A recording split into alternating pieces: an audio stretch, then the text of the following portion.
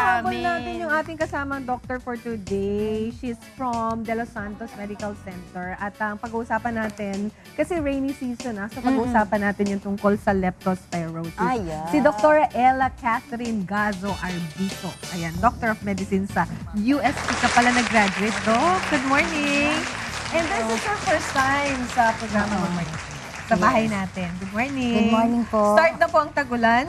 Yes, sabi nga nila, 'di ba, start ng tagulan. So very common ngayon yung mga sakit na usually nakikita natin sa matagulan like dengue and what's yung topic natin ngayon, leptospirosis.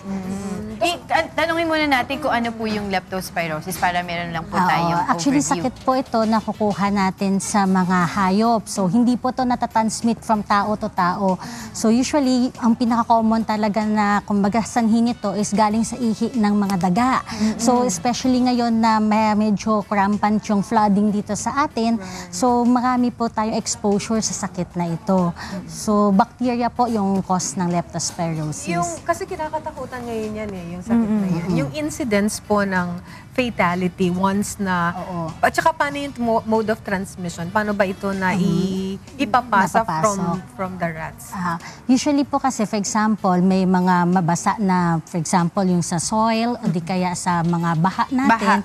Yung ihi po kasi, yun yung source natin. So, kung for example, nag-wade tayo through flood na waters, so mayroon tayong break sa skin, may sugat po tayo doon po siya pumapasok. Although pwede din po kasi siya, for example, nag-swimming kayo, tapos may contaminated pala yung tubig, pwede din siyang pumasok through ice, o di kaya nakaswallow po kayo ng contaminated water, o di kaya contaminated food. So, hindi, kaya as what I've said, hindi siya napapasok yung, for example, from tao to tao. So, galing po talaga doon sa dumi ng hayop, doon siya kukuha. So, kailangan ba talaga meron kang opening sa katawan, for example, wound nga or scratch, pero kung sabihin natin wala naman. Kung wala naman, kumbaga there's a risk pero hindi siya ganun ka-increase yung risk mo for having leptospirosis. Unless yun nga yung mucosal surfaces. Kasi syempre medyo manipis po yung balat. Kagaya po sa mouth o di kaya sa eyes, mas mabilis siyang makapasok.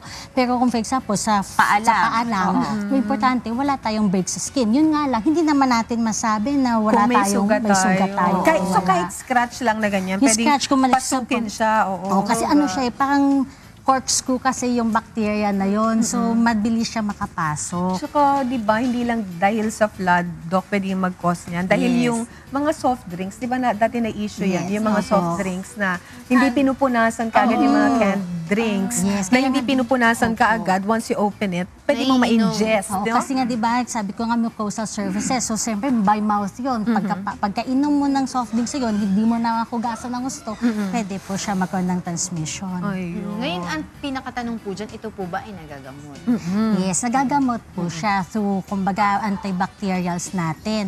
However, importante din na malalaman natin ano ba yung sa manifestation ng tinatawag leptospirosis kasi syempre common yan sa ngayon. So pinaka-common talaga, pwede kasing mild lang to Pwede din naman na sobrang severe, di ba? It's a whole spectrum. So pag mild lang, lagdat-lagdat lang tayo. Tapos syempre after some time, kung hindi maagapan, yung magkakaroon tayo ng paninilaw ng mata kasi marami siyang pwede apektuhan. Liver mo, brains, lungs, and also the kidneys. So pwedeng maninilaw tayo, tapos namumula na yung mata natin, sumasakit yung kalamnan, especially dun sa paa. Pero ilang days po to bago natin maramdaman itong mga symptoms natin? Yung incubation period, yung kumbaga yung time na mag-grow yung ating bacteria around mga 15 days po. Yun, an average 10 to 15 days. Hindi siya yung tipong pagka-ingest mo, kinabukasan, meron ka na. Hindi po. It takes time. Dok, paano mo malalaman? Halimbawa, tinatrangkaso ka na, alam mo, sumulong ka sa baha, no? Tapos tinatrangkaso ka na, and you wanna make sure na hindi ka hindi ka makakaroon leptospirosis. What can you do? Can you consult ka agad a physician? Yes, actually po, you can consult right away kasi there are some tests. Very important pa rin for us kasi as doctors, yung history ng pasyente. History at the same time, yung physical exam, ano ba yung itsura ng pasyente natin. And then they could do some serologic test. Blood test na po yun. So very important to seek consult once you have yun nga sabi ko, yung anong itsura ba natin, nagka-fever na ba tayo, 10 araw na tayo nilalagnat. Medyo na ang ihi natin kumukonti kasi yun yung pinaka-severe form Kumukonti yung ihi kasi yung kidneys natin apektuhan. Tapos naninilaw tayo, sumasakit yung kalamnan, then we have to seek consult. Kasi marami kasing pare-pareho sila walang manifestation, lagnat lang, konting rash, pare-pareho silang lahat. So very important to seek consult with your doctors. Kasi yung sa dengue, di ba meron siyang for a while, mawawala yung fever mo, tapos babalik siya. Opo. Tsaka doon ka na magkakaroon ng bleeding, meaning to say Opo. parang nasa end stage ka na. Wala bang ganong manifestation ng pagkakaroon ng leptospirosis? Meron kasi acute phase na tinatawag din at saka chronic phase. Pero usually kasi ang fever ng leptospirosis, mas matagal siya compared dun sa dengue. Usually High kasi fever dengue- din ba siya? Yes, high fever Pero din similar siya. yung symptoms. Similar sila na fever din. Pwede ka ding mag-rash. Yun nga lang, mas mahaba yung sa leptospirosis compared mo dun sa dengue fever. Usually, di ba, pag dengue, 3 to 5 days, mawawala ng dengue yung fever mo, tsaka ka magkakaroon ng severe manifestations.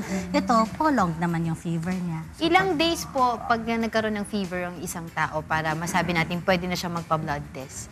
Na medyo kasi- duda ka na sa ano Oo, niya. yung sa diagnosis. Usually, kami, mga 2 days of fever, on the 3rd day, magpa-seek consult ka na. Kasi kung nag-fever tayo, usually, pa mga 2 days fever lang, pwede any Yes, viral oo. infection, it will resolve in time.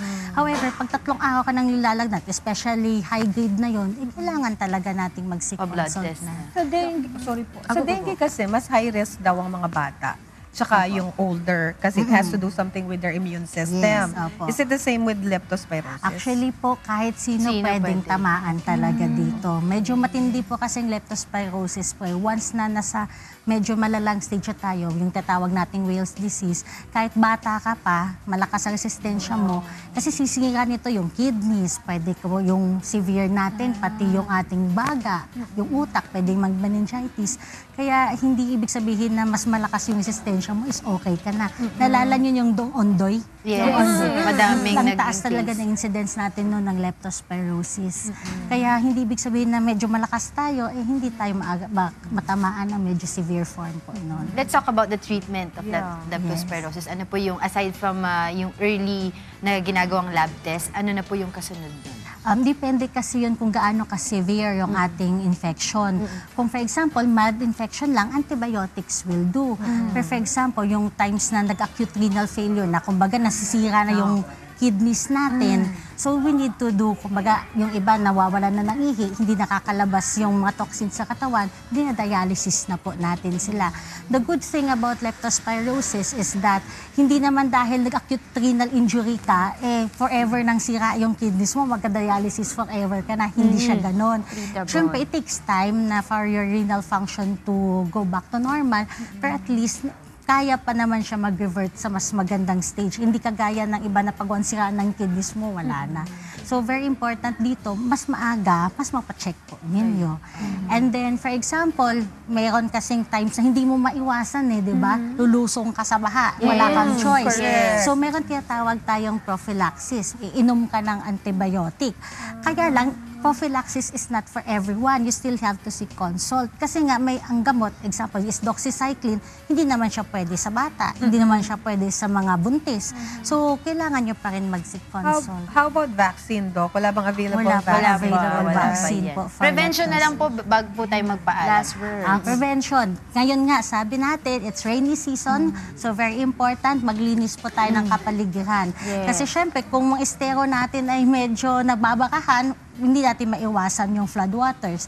Especially din sa mga ating mga, tawag ito, yung mga tindahan natin, yung markets natin. Very important din yun, na linisin din natin. And personal protection sa ating mga viewers na hindi talaga pwedeng maglusong, hindi lumusong sa baha, di ba? So, kailangan nakabotas po. And of course, kapag kung wari sumulong nga sa baha at nabasa yung paa, linis agad, Doc, no? Linis Wash, agad, tapos lagyan opo. ng alcohol para sure na talagang Malinis po. malinis. Alright. Well, salamat. Once Thank again, you Dr. po. Ella Catherine Gazo. Thank you po. Arvizo. At pwede ka po nila matagpuan sa... Sa De Los Santos Medical Center po, ang clinic ko ay sa room 706, MWFS na 5 to 7 p.m. po. Pa-appointment na lang kami. Thank you po. Well, thank you. Thank you po sa inyo. Maraming salamat. Thank you Okay. po.